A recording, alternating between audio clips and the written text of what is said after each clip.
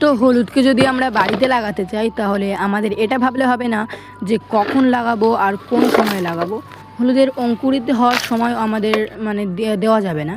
তো আমাদের এরকম আর এরকম ঠিক পয়েন্টেড হলুদ লাগবে যেটা অঙ্কুরিত হবে ভবিষ্যতে।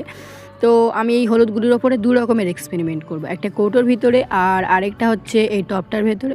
তো টবটা আমি মাটি দিয়ে ভর্তি করব। তো এখন মাটি আমি তৈরি করে নিচ্ছি। মাটিতে নিয়েছি গার্ডেন সয়েল আর সামান্য পরিমাণে বালি, আর নিয়েছি গোবর সার। তো মাটিগুলোকে এবার মিক্স করে নেব।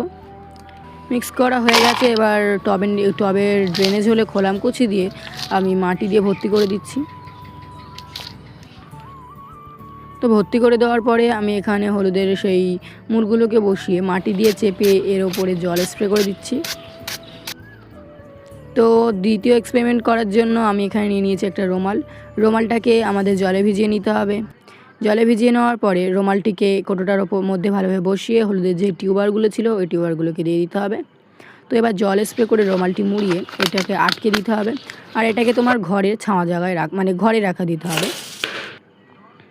আর টবটিকে রেখে দিচ্ছি আমি বাগানে, যেহেতু এটা মাটিতে বসানো তাই ঘরে রাখা যাবে না, কারণ ঘর আর বাগানের টেম্পারেচার অনেকটাই আলাদা হয়। তো এটাকে আমি আমার স্নেক প্লান্টের ওখানে রেখে দিয়েছি, সেখানে দিনে 1 থেকে 2 ঘন্টা রোদ পাবে।